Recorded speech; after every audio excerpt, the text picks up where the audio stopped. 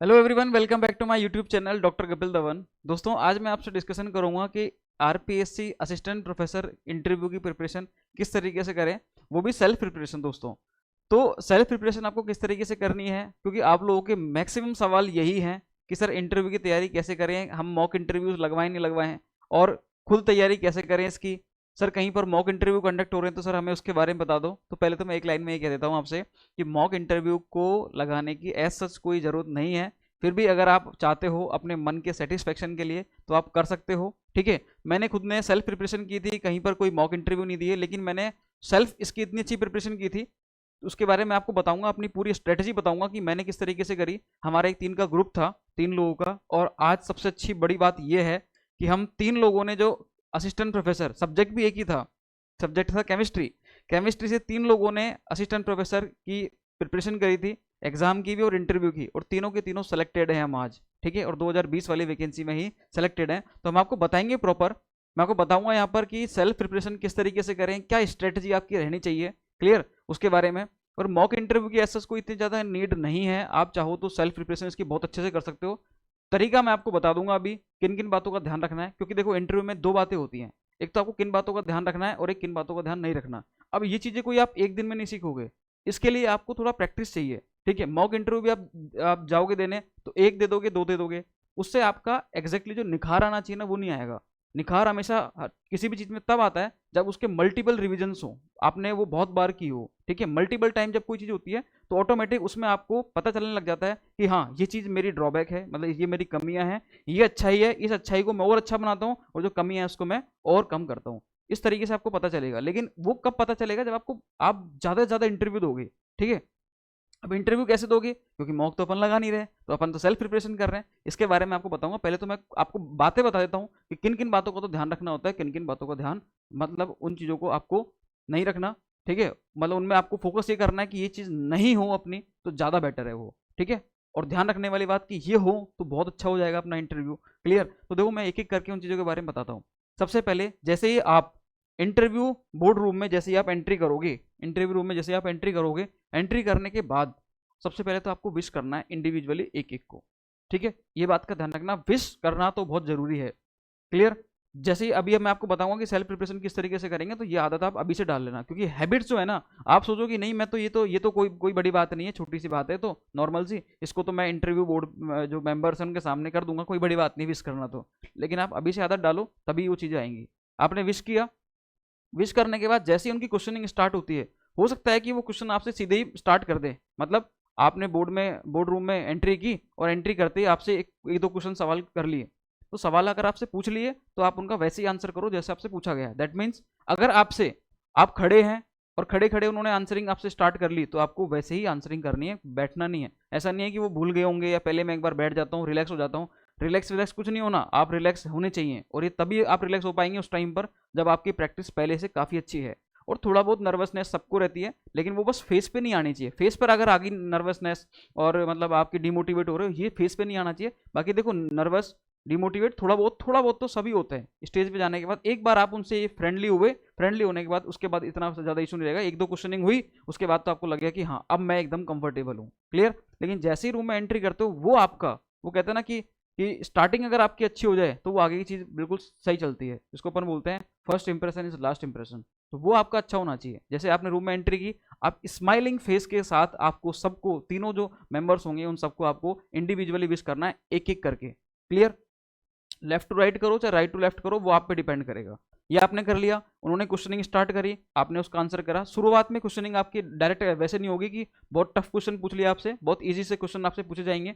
उसके बाद आपको किन बातों का ध्यान रखना है, मेनली जो है वो आपसे एक दो सवाल उन्होंने पूछ लिए, उसके बाद वो खुद ही बोल देंगे बैठ जाओ। 99% केसेस में वो बैठा देते हैं, ऐसा कोई नहीं करता, लेकिन कभी कभी किसी का मूड में कोई बात आ जाए तो वो कर लेते हैं ऐसा। ठीक है, उसके बाद आपने मतलब उन्होंने आपको बैठा दिया, आप चेयर पे बैठ गए वहाँ पे उसके सामने ही। ठीक है, बाकी किस तरीके से होता है सेटिंग अरेंजमेंट, वो सब उस पर मैंने प्रॉपर वीडियो बनाई हुई है। क्लियर, वो मेरे को बार बार बताने की जरूरत नहीं है। अब सुनो, सबसे पहले जो आरपीएससी के मेंबर होते हैं वो आपसे क्वेश्चनिंग स्टार्ट करते हैं।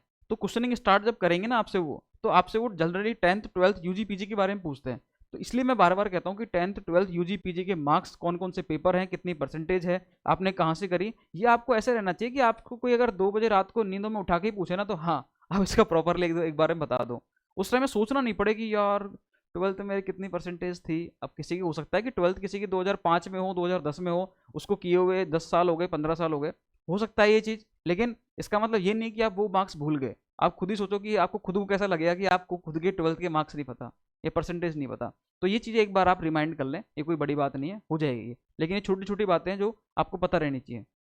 दूसरी बात, जब उनसे आप बात कर रहे हो तो आपकी आवाज़, टोन जो है ना, आवाज़ जिसको अपन बोलते हैं, वो आपकी परफेक्ट रहनी चाहिए। परफेक्ट का मतलब क्या है? अगर आप उनसे बहुत धीरे बोलते हो तो भी दिक्कत है, बहुत ज़्यादा हाई टोन में बात करते हो तो भी दिक्कत है। मतलब आपकी आवाज़ जो है एकदम मीडियम रहनी चाहिए। इतनी तो रहनी चाहिए कि वो उनके बोर्ड मेंबर्स के कानों तक इजीली पहुंच रही हो। दूसरी बात, अगर आप बहुत ज़्यादा तेज बोल रहे हो तो वो एक लो कॉन्फिडेंट वाला मतलब एक सिंबल होता है ये। तो आपको बहुत ज़्यादा तेज भी नहीं बोलना कि आपकी टोन ही बहुत ज़्यादा हाई जा रही है, वो काम भी आपको नहीं करना। स्माइलिंग फेस के साथ रहना है, आपको प्रॉपर उसका आंसरिंग करनी है, ठीक है, फुल कॉन्फिडेंस के साथ। कॉन्फिडेंस का मेन मुद्दा ये होता है कि आप देखो, आप आगे चल के असिस्टेंट प्रोफेसर बनोगे।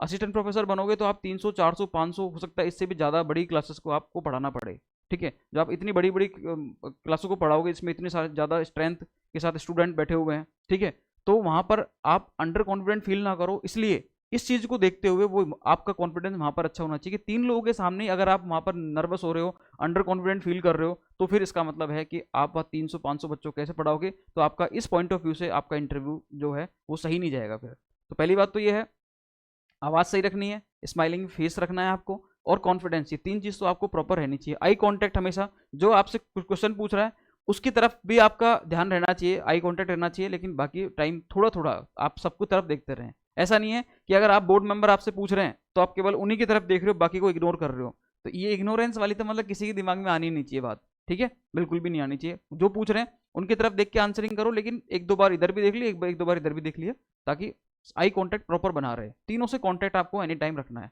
ठीक है, प्रॉपरली। एक तो ये हो गई। दूसरा, आपको क्या नहीं करना वो मैं आपको बताता हूँ। ये तो मैंने बता दी कि क्या क्या करना है आपको। हाँ, जब आप जाओ तब आपको क्या करना है, सबको वापस से thank you thank you thank you बोल के जाना है, क्लियर। अब क्या नहीं करना, आपको ये नहीं करना कि जैसे आप जो चीज़ जहाँ से ले रहे हो, सपोज दैट आपको उन्होंने क्वेश्चनिंग करी और आप उन्होंने बोला कि आप बोर्ड पर जाइए, बोर्ड पर पढ़ाइए। तो बोर्ड पर जब आप जा रहे हो तो बोर्ड पर जाते टाइम जो चीज़, अगर वो बोर्ड साफ है तो ठीक है, लेकिन आप क्या करोगे, जब बोर्ड पर पढ़ाओगे तो वहाँ से मार्कर और डस्टर आप उठाओगे। तो मार्कर डस्टर जब उठाओगे तो उठाने के बाद आपने पूरा उनको टॉपिक पढ़ा दिया, सारा काम हो गया, उसके बाद उसको वहीं रख के आना है। उससे पहले आपको पूरा जो वो बोर्ड है उसको साफ भी करना है। साफ करने के बाद ही आप क्या हो, उसके बाद आगे जाओ। ऐसा नहीं है कि आपने बस किया, पढ़ाया, अपना टॉपिक हो गया, टॉपिक होने के बाद आप तो भाई अब मस्त है, कोई दिक्कत नहीं है। उसको साफ करके जाना है। बाई चांस अगर भूल भी गए तो लास्ट में जब जाओ आप तो उस बोर्ड को साफ करते हुए जाना, ये काम करना है आपको मेन तो, ठीक है। अगर आपको प्यास लगे तो ऐसा मत करना कि कई बार होता है कि उनके सामने एकदम से गए अपन, गला सूख रहा है अपना, तो आप मतलब डर रहे हो, ठीक है, पानी नहीं मांग रहे हो, उनसे पूछो, उनसे बोल दो आराम से कि सर मुझे पानी पीना है सर, या फिर पानी का ग्लास जो होगा, बोतल होगी, उनको बोल दो आराम से, कोई दिक्कत नहीं है। वो इस चीज़ के लिए मना नहीं करते। वो खुद भी ये चाहते हैं कि जो सामने बैठा है, जो कैंडिडेट है, इंटरव्यूअर है, ठीक है, जो इंटरव्यू दे रहा है यहाँ पर, वो एकदम नर्वस नहीं रहे, एकदम कॉन्फिडेंट रहे, उसके दिमाग में बिल्कुल भी कोई गलत भावना ना रहे। तो इस चीज़ को देखते हुए आप उनसे पानी का ग्लास मांग लो, बोतल है तो बोतल ले लो, बस जो चीज़ जहाँ से ले रहे हो उसको वहीं रख देना साइड में। अगर आपसे वो बैठे बैठे आपसे पूछ रहे हैं, आपसे पेपर पेन पर से आपसे क्वेश्चनिंग हो रही है, तो आप क्या करना, उन चीज़ों को जहाँ से उठा रहे हो वहीं रख देना। मतलब जो चीज़ आरपीएससी इंटरव्यू के दौरान आप जहाँ से ले रहे हो ना, उसको वहीं पर रखनी है, क्लियर। और जिन जिन बातों का ध्यान रखना है वो मैंने आपको प्रॉपरली बता ही दिया। अब बात करता हूँ मैं किस पर, सेल्फ प्रिपरेशन पर। देखो, इसकी तैयारी कैसे करें, पहले मैं अपना बताता हूँ कि हमने कैसे तैयारी करी थी इसकी, उसके बाद मैं आपको और बता दूंगा इसके बारे में, ठीक है। देखो, हम 3 लोग थे। हम क्या करते थे, हमें इंटरव्यू लेना होता था, 2 हम बन जाते थे पैनल, 2 बनते थे पैनल में, ठीक है, और एक यहाँ पर। अब अच्छी चीज़ पता है क्या है, कि हम तीनों असिस्टेंट प्रोफेसर इंटरव्यू की प्रिपरेशन कर रहे थे, ठीक है। तीनों जब इंटरव्यू की प्रिपरेशन करते तो हमें पता होता है कि जनरली क्या क्या पूछा जाता है। तो जीके से भी हम क्वेश्चनिंग करते थे और सब्जेक्ट से भी करते थे। शुरू के 1-2 इंटरव्यू जो थे, हमने अपना कॉन्फिडेंस बढ़ाने के लिए हमने क्या किया था, केवल सब्जेक्ट पर क्वेश्चनिंग करी थी। क्योंकि जीके में तो क्या होता है, अगर कोई सपोज दैट मैंने ऐसा कोई क्वेश्चन कर लिया अपने फ्रेंड से ही जो सामने बैठा है, तो उसको आए तो आए, नहीं आए तो वो पता चले पहले बार में ही वो क्या हो जाए, मतलब उसका कॉन्फिडेंस लेवल गिर जाए। तो हम क्या करते थे, शुरू के 1-2 इंटरव्यू जो हमने मॉक लिए थे आपस में एक दूसरे के, वो हमने कैसे लिए थे, वो हमने लिए थे प्रॉपरली सब्जेक्ट बेस पर, वो हमने जीके बेस पर नहीं लिए। उसके बाद फिर हमने क्या किया, प्रॉपर फिर 2-3 ये हुए हमारे, हम क्या करते थे, 2 सामने बैठ गए और एक एक करके आते थे और आपस में इंटरव्यू स्टार्ट करते थे और उसी फेज में करते थे। अपना इंट्रोडक्शन भी देना है, इंट्रोडक्शन देने के बाद अब जो वो पूछ रहे हैं इंट्रोडक्शन में नाम वाम ये नहीं बताना होता, अपना जगह नहीं बतानी होती।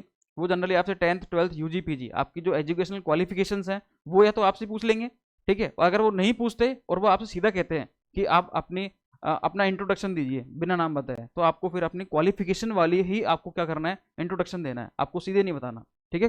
तो क्वालिफिकेशन में आपका ज़्यादा प्लेस आ जाएगा कि आपने स्कूलिंग जो है 10th और 12th कहाँ से करी है वो आ जाएगा आपके, ठीक है। इससे ज़्यादा आपको और ज़्यादा डिटेल में नहीं जाना है। ज़्यादा अगर वो फ्रैंक भी हो रहे हो तो भी आपको उसके बारे में नहीं बताना है, क्लियर है। तो ये चीज़ें आपको लेनी है। दूसरा, हमने जो प्रिपरेशन करी थी उसमें जीके और सब्जेक्ट दोनों को हमने कंबाइंडली लिया था, ठीक है। और हमने क्या किया था, जैसे मैं आपको बताऊं, हमारे केमिस्ट्री सब्जेक्ट है तो केमिस्ट्री में 3 केमिस्ट्री हम लेते हैं, ऑर्गेनिक, इनऑर्गेनिक, फिजिकल। तो हमने क्या करा था, हर एक स्ट्रीम से, ऑर्गेनिक से भी, इनऑर्गेनिक से भी, फिजिकल से भी 5-5 6-6 टॉपिक हमने प्रिपेयर किए थे, क्लियर। अब हम क्या करते थे, हर बार के इंटरव्यू में अलग अलग टॉपिक को हम कंसिडर करते थे, ये होता था। तो सपोज दैट मैंने 5-5 टॉपिक मैंने कर लिए प्रिपेयर, कितने हो गए, 15 कर लिए। भास्कर ने, जो डॉक्टर भास्कर हैं जो असिस्टेंट प्रोफेसर हैं, और 15 कर रही है हमारी जो डॉक्टर कोमल मैम है उन्होंने। तो टोटल 15 थी 45, इतने सारे टॉपिक हो गए, 15 उनकी, 15 मेरे। तो एक तरीके से हमारा सिलेबस तो वैसे ही कवर हो गया ना, लगभग। तो और मेरे साथ हुआ भी यही था, मेरे से जो इंटरव्यू में पूछा था ना, वो जो टॉपिक मैं प्रिपेयर करके गया था वो नहीं पूछा था, मेरे से सीएफटी के बारे में पूछा था। और मैंने उनको बोला था कि सर मैं ऑर्गेनिक की कुछ टॉपिक प्रिपेयर करके आया हूँ मेनली, तो सर मुझ अगर आपकी इजाज़त हो तो वो पढ़ा लूँ। नहीं, आप प्लीज़ आप बोर्ड पे जाइए, सेफ्टी पढ़ाइए, मेरे से यूँ कहा उन्होंने। तो तो एक बार तो बुरा लगा, ठीक है, लेकिन फिर मैं गया। इसमें अच्छी बात ये थी कि जो डॉक्टर भास्कर सर है उनका टॉपिक था ये सीएफटी वाला, तो सीएफटी मैंने फिर पढ़ाई, क्योंकि मैंने खुद ने वैसे नहीं पढ़ी थी, लेकिन उनका टॉपिक सुन सुन के मैंने वो भी एक बार पढ़ लिया था। तो इससे अच्छी चीज़ क्या होगी और कि वो टॉपिक मेरा नहीं था, वो उनका था, और मैंने उस टॉपिक के बारे में उनको मना भी किया, जो इंटरव्यूअर थे, जो इंटरव्यू ले रहे थे मेरा, मैंने उनको मना करा, मना मतलब मैंने उनसे दूसरे टॉपिक को पढ़ाने की इजाज़त ली, उन्होंने मना कर दिया, उसको रिफ्यूज़ कर दिया। उसके बाद फिर मैं उस टॉपिक को, जो मैं एक बार के लिए मना कर रहा हूँ, उस टॉपिक को पढ़ाता हूँ और उसको बहुत अच्छे तरीके से पढ़ाता हूँ, तो फिर मेरा इंटरव्यू वैसे ही अच्छा चला जाता है। और कॉन्फिडेंस तो हाई हो ही गया, क्योंकि पता है कि यार ये टॉपिक जो है, एक बार मना भी कर दिया उन्होंने, दूसरी बार बोला है, इसको अच्छे से पढ़ाया अपन ने। किसी भी टॉपिक को पढ़ाओ तो उसमें सबसे पहले टॉपिक का नाम बिल्कुल सेंटर में, इधर आप डेट वगैरह, डेट डालना थोड़ा ज़्यादा जरूरी है, ठीक है, डेट को डाल दिया करो ताकि अच्छा लगेगा उससे। उसके बाद टॉपिक को किसी को पढ़ाओ तो एकदम बेसिक से लेके आना, ठीक है। कोई भी एक थ्योरी है, थ्योरम है, तो वो किस साइंटिस्ट ने दी, कोई अगर नियम वगैरह हैं, लॉज हैं, ठीक है, पोस्टुलेट्स है, तो वो जो भी साइंटिस्ट ने दिए हैं तो वहाँ से उठाओ उसको। और अगर उससे पहले कोई थ्योरी है, उससे पहले अगर कोई भी थ्योरी है, तो उस थ्योरी के बारे में आप बताओ पहले कि इसकी लिमिटेशन सर ये थी, ये थ्योरी क्यों आई है ये वाली, ठीक है। इस थ्योरी को आने से पहले क्या इसके कोई ड्रॉबैक्स है क्या, जैसे मैंने सीएफटी पढ़ाई, तो सीएफटी के बारे में मैंने बता दिया कि बेथेन वॉन ब्लैक ने दी थी, लेकिन उसके बाद मैंने ये और बताया कि सर इस थ्योरी के आने के पीछे जो रीजन थे वो बीबीटी के कुछ लिमिटेशंस थी, तो मैंने 1-2 लिमिटेशन बता दी उसके बारे में, ठीक है। वो बताने के बाद फिर मैंने सीएफटी को स्टार्ट करा और मैंने इसको फिर एग्जाम्पल से इसको समझाते हुए आगे ले गया। फिर उन्होंने उसी पे क्वेश्चनिंग स्टार्ट कर दी, उन्होंने जो HSLS होता है, हाई स्पिन कॉम्प्लेक्स, लो स्पिन कॉम्प्लेक्स, उस पर स्टार्टिंग कर दिया, ठीक है। उन्होंने कुछ एग्जाम्पल भी दिए कि KMNO4 का रंग ये वाला क्यों होता है, ठीक है। इस तरीके से वो करते करते मतलब वो क्वेश्चनिंग आगे बढ़ती गई। दूसरी बात ये हो गया। इसके अलावा आपको इंटरव्यू में मैनिपुलेशन नहीं करना है बिल्कुल भी। अगर आपको कोई चीज़ आती है, अच्छे से आती है, तो उसको आप आगे बढ़ो। अगर आपको नहीं आती, केवल सुपीरियर लेवल पे पता है, हल्का हल्का पता है, तो कोशिश करो उस टॉपिक से पीछे छुड़ाने की, एक बार के लिए अवॉइड करो उसको। लेकिन वो पूछे नहीं आप इसके बारे में कुछ तो पढ़ा होगा, आपने एग्जाम आप फाइट करके आए हो तो आपने पढ़ा है, तब उसके बारे में थोड़ा बहुत बता दो। लेकिन अगर आपको पता है कि ये टॉपिक जो है मेरे को अच्छे से नहीं पता, कॉन्फिडेंस कम हो, तो सॉरी बोल के आगे बढ़ो एक बार उसमें। क्योंकि एक बार आपने उसका आंसर दिया तो हो सकता है नेक्स्ट क्वेश्चन उसी टॉपिक से आ जाए, वो भी डीप में आ जाए। फिर आपने उसका आंसर फिर भी दे दिया तो क्या पता थर्ड टाइम उससे क्वेश्चनिंग हो और वो और डीप में चला जाए। तो इन चीज़ों से बचने के लिए आपको क्या करना है, जो टॉपिक आपके अच्छे हों उसी पर आप जाओ। अगर आप किसी टॉपिक में आपको नॉलेज कम है तो उसको आप एक बार के लिए क्या करो, रोक दो, और रोकने के बाद फिर आप क्या करो, रोकना मतलब उनको सॉरी बोल दो और एक बार आगे बढ़ो। अगर वो मान जाए तो अच्छी बात है, नहीं माने तो फिर उनको बताना है। मानने से अगर आपने सॉरी बोला उसके बाद वो नहीं माने, उसकी नहीं, उसके बारे में बताओ। फिर अगर आप 1-2 बातें बता भी दी तो अच्छा रहेगा। अगर आप उसके बाद नहीं बता पाए तो ये रहेगा कि इन्होंने पहले ही सॉरी बोला था, मना किया था इस चीज़ के बारे में। इसलिए तो ये बातों का ध्यान रखना है। सेल्फ प्रिपरेशन किस तरीके से करनी है ये तो मैंने अपना तो बता दिया। अब और ये हमने कोई 1-2 दिन नहीं करी, हमने ये काफ़ी दिनों तक करी थी। सेल्फ प्रिपरेशन जो है ना, ये असिस्टेंट प्रोफेसर इंटरव्यू की, ये हमने काफ़ी दिन तक की थी। 1-2 दिन में चीज़ें नहीं होती क्लियर, ठीक है। हमने आपस में शुरुआत हमने सब्जेक्ट से करी थी, क्योंकि सब्जेक्ट का इंटरव्यू एग्जाम आप देकर आए हो तो आपको नॉलेज अच्छी होगी, आपने सिलेबस पढ़ा अच्छे से। लेकिन जीके में आप आओ, हमने स्टार्टिंग नहीं की थी, लेकिन हम 2-3 मॉक इंटरव्यू के बाद हम इस पर आ गए थे। आप भी यही करना, अगर आपके साथ अच्छा ग्रुप बना हुआ है, देखो ग्रुप है तो कंपटीशन तो होगा, सीधी सी बात है, लेकिन वो कंपटीशन अच्छा होना चाहिए, हेल्दी कंपटीशन होना चाहिए। हेल्दी कंपटीशन मीन्स आपस में जीलस वाली भावना नहीं होनी चाहिए। ऐसा नहीं है कि मैं इनका बुरा चाहूँ या वो मेरा बुरा चाहें, ठीक है, मैं इनको ये बात नहीं बताऊंगा, वो मेरे को ये बात नहीं बताएंगे, ऐसा नहीं होना चाहिए। हेल्दी कंपटीशन हो, हेल्दी कंपटीशन रहेगा तो सबका सिलेक्शन होगा एक साथ। आपका ग्रुप 3-4 का है तो 3-4 का ही सिलेक्शन होगा।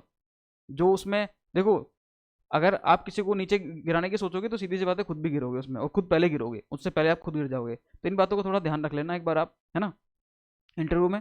और अब आप कैसे प्रिपरेशन करोगे, अगर आपके पास ग्रुप है अच्छा तो आप ग्रुप को शामिल कर लो, 2 या 3 या 4, इससे ज़्यादा बड़ा ग्रुप होना भी नहीं चाहिए, ठीक है। सामने बैठ जाओ और बारी बारी से एक दूसरे के आप इंटरव्यू लेते रहो। फिर किसकी जिसकी जो जो कमियां हैं उसको एक बार लिख लो और उनको बता दो, ये कि आपके साथ ये है, इसको सुधार करो थोड़ा सा, ठीक है। ये हो गया। इसके बाद फिर आप क्या करो, हो सकता है अगर ये पॉसिबल हो कि आप उसकी वीडियो रिकॉर्डिंग भी कर सको तो वो भी कर लेना। स्टार्टिंग में तो मत करना, लेकिन 3-4 मॉक इंटरव्यू आप आपस में ले रहे हो, उसके बाद आप कर लेना ये काम, ठीक है। ये हो गया। अगर आपके दोस्त नहीं है, फ्रेंड्स ग्रुप नहीं है, तो अपने जो भाई बहन वगैरह हैं उनको बैठा लो, इवन पापा को भी बैठा लो आप तो यार, अगर नहीं हो रहा तो, ठीक है। अगर आप उनसे फ्रैंक हैं तो उनको बैठा लो एक बार, भाई बहन को बैठा लो जो आपके लेवल के हैं, ठीक है। कम से कम यूजी तो कर रखी हो उन्हें, बीए बीएससी बीकॉम ये तो कर रखा हो, तो वो आपसे कुछ क्वेश्चनिंग कर लेंगे, ठीक है, नॉर्मल। तो एक बार क्या होगा, जब आप उनके सामने आओगे ना, बोर्ड पर आओगे, तो आपका थोड़ा सा जो कॉन्फिडेंस है वो धीरे धीरे क्या होगा, बिल्डअप होगा, ठीक है। एकदम से तो आप नहीं कर सकते। आप मॉक इंटरव्यू भी दे के आओगे ना, तो मॉक इंटरव्यू देने के लिए भी प्रिपरेशन होती है। आप नहीं करोगे क्या, अगर सपोज दैट कि मैं मॉक इंटरव्यू कंडक्ट कर रहा हूँ, आप इसको ये समझो, अगर बाई चांस मैं मॉक इंटरव्यू कंडक्ट कर रहा हूँ, आप बाहर से आ रहे हो कहीं से, आप अजमेर से आ रहे हो, भीलवाड़ा से आ रहे हो, चूरू से आ रहे हो, झुंझुनू से आ रहे हो, यहाँ पर मेरे पास मॉक इंटरव्यू देने के लिए, तो मॉक इंटरव्यू देने आओगे तो सीधे थोड़ी आ जाओगे आप खुद यहाँ पर मॉक इंटरव्यू देने के लिए भी तो प्रिपरेशन करोगे। तो वही चीज़ वहाँ पर है, ठीक है। वहाँ पर भी आप क्या करोगे, प्रिपरेशन करोगे, पहले सेल्फ करोगे, फिर अपने दोस्त हैं, भाई बहन हैं, मम्मी पापा हैं, उनके सामने भी अगर आप बोलने की कोशिश करते हो तो ये सारी चीज़ें रहेगी। हम्बल बोलना आपको आना चाहिए अच्छे से, ठीक है। अभी से प्रैक्टिस करो इन चीज़ों की। आई कांटेक्ट प्रॉपर रहे, जब आप जिससे बात कर रहे हो उनके सामने तो कम से कम आई कांटेक्ट प्रॉपर रहे। जैसे मैं हूँ अभी आपसे बात कर रहा हूँ, अभी मेरे सामने कोई नहीं है, मेरे सामने केवल कैमरा है, ठीक है। तो मेरे में इतनी हैबिट्स हो गई कि कैमरे के सामने मैं कितना एकदम उसकी तरफ देखते हुए बोल रहा हूँ, कैमरे के अंदर एकदम मेरी निगाहें जा रही है, मेरे को लग रहा है कि सामने बहुत ज़बरदस्त ऑडियंस बैठी हुई है, इमेजिन ही तो कर रहा हूँ मैं भी ये चीज़। तो ये सारी चीज़ें हेजिटेशन है। स्टार्टिंग में जब मैं आया था, जब मैंने वीडियो बनाना स्टार्ट किया था 2020 में, तब मैं कैमरे के सामने आने में बहुत हेजिटेशन होता था, कभी हाथ इधर जा रहे हैं, कभी इधर जा रहे हैं, कभी नीचे देख रहा हूँ, कभी कहाँ देख रहा हूँ, प्रॉपरली एकदम नहीं जा रहा। तो ये सब चीज़ें हैं, हेजिटेशन हुआ, नर्वसनेस सबके साथ होती है ये, और सारी अलग अलग चीज़ें हैं। आप ऑफलाइन पढ़ाओगे, ऑनलाइन पढ़ाओगे, दोनों में भी बहुत अंतर है। हो सकता है ऑफलाइन आप 1000 बच्चों के साथ पढ़ा लो, लेकिन आप कैमरे के सामने कोई नहीं बैठा फिर भी आप नहीं पढ़ा पा रहे। तो हो सकता है मैं ऑनलाइन पढ़ा रहा हूँ, यहाँ पर ऑफलाइन नहीं हूँ, तो इस तरीके से होता है ये सारी चीज़ें। अब क्या है, अब ऑफलाइन ऑनलाइन कैसा भी मोड हो, मेरे को अच्छे से कोई दिक्कत नहीं होती दोनों ही मोड में, किसी भी तरीके से, ठीक है। ऑफलाइन में कितनी स्ट्रेंथ हो और ऑनलाइन में आप कितनी लंबी क्लास लो, कैसे ले लो, तो सब कुछ प्रैक्टिस बेस्ड होता है, सारी चीज़ें ये। तो इस तरीके से आपको भी प्रैक्टिस करना पड़ेगा, ठीक है। आपके फ़ोन कॉल जो आते हैं वो यही रहते हैं कि सर कैसे करें हम, अरे एक बार स्टार्ट तो करो उन चीज़ों को। आप मॉक इंटरव्यू, मैं कह रहा हूँ मॉक इंटरव्यू देने की इतनी जरूरत ही नहीं पड़ेगी आप लोगों को। आप मॉक इंटरव्यू देने जाओगे, पता नहीं कहाँ तो कंडक्ट होंगे, पता चले आप यहाँ जयपुर में बैठे हो और कोई दूसरी जगह में वेस्टर्न राजस्थान या ईस्टर्न राजस्थान या साउथ राजस्थान इसमें हो रहे हो आपके, अभी डूंगरपुर बांसवाड़ा में, उदयपुर में है, जोधपुर पाली, अगर यहाँ पर इंटरव्यू कंडक्ट हो रहे हैं, या ऊपर हो रहे हैं गंगानगर हनुमानगढ़ में, तो वहाँ अगर इंटरव्यू कंडक्ट हो रहे हैं तो फिर ऐसे मॉक इंटरव्यू का क्या मतलब, आप इतनी दूर भी जा रहे हो, ठीक है। और वहाँ से फिर आपको रिजल्ट मिले नहीं मिले इसका भी क्या पता, क्या पता उससे अच्छी प्रिपरेशन आप यहाँ पर कर लो। ये सारी चीज़ें, मैं मॉक इंटरव्यू को गलत नहीं बोल रहा, लेकिन मैं ये बता रहा हूँ कि जो मॉक इंटरव्यू को अफोर्ड नहीं कर पाते, ठीक है, और मॉक इंटरव्यू दिमाग में ये लेके बैठे हुए ना कि बिना मॉक इंटरव्यू के तो इंटरव्यू में सिलेक्शन ही नहीं होता, यानी ये कुछ होता ही नहीं है, तो उसके जीते ज़्यादा एग्जाम्पल हम 3 लोग हैं जो हम फाइनली सेलेक्ट हुए हैं यहाँ पर असिस्टेंट प्रोफेसर केमिस्ट्री में, ठीक है। तो ये सारी बातें हैं सेल्फ प्रिपरेशन का, मैंने आपको बता दिया। एंट्री रूम से आपको एग्जिट किस तरीके से करना है, पूरी जो प्रोसेस है, ठीक है, पूरा जो टाइम है मैंने आपको बताया आरपीएससी इंटरव्यू के बारे में, क्लियर। सेल्फ प्रिपरेशन करें, अच्छे से करें, मल्टीपल टाइम्स करें। सबसे अच्छी बात पर यही होगी कि मल्टीपल टाइम्स आप करोगे तो ज़्यादा अच्छा है वो कोई किसी, जैसे अपन बुक पढ़ते हैं, एक किसी बुक को एक बार पढ़ो वो ज़्यादा अच्छा है, या मतलब आपने 20 बुक है आपके पास एक ही टॉपिक की, तो 20 बुक को आप क्या कर रहे हो, एक बार पढ़ रहे हो, तो उससे ज़्यादा तो अच्छा है कि कोई भी एक अच्छी बुक सेलेक्ट कर लो, उसको 20 बार पढ़ डालो, वो ज़्यादा अच्छा है। तो मल्टीपल टाइम हो गई ना वो चीज़, 1 से 20 बार हो गई, तो वो ज़्यादा अच्छा हो गया बल्कि। क्लियर? तो इस चीज़ का थोड़ा ध्यान रखो, चीज़ें मल्टीपल टाइम हो तो ज़्यादा अच्छा है। ठीक है, तो बाकी मैंने तो आपको मैक्सिमम चीज़ें आपको बता दी, सारी बातें जितना हो सकता था। फिर भी अगर कोई आपके दिमाग में डाउट आता है तो आप कमेंट बॉक्स में कमेंट कर देना। ठीक है, मिलते हैं फिर नेक्स्ट वीडियो में। बी कॉन्फिडेंट रहना, अब कॉन्फिडेंट तो रहना ही रहना है। ठीक है, एकदम काम रहना है, काम और फुली कॉन्फिडेंट रहना है आपको। ठीक है, ये प्रैक्टिस अभी से स्टार्ट कर दो। मिलते हैं फिर नेक्स्ट वीडियो में, तब तक के लिए thank you so much guys.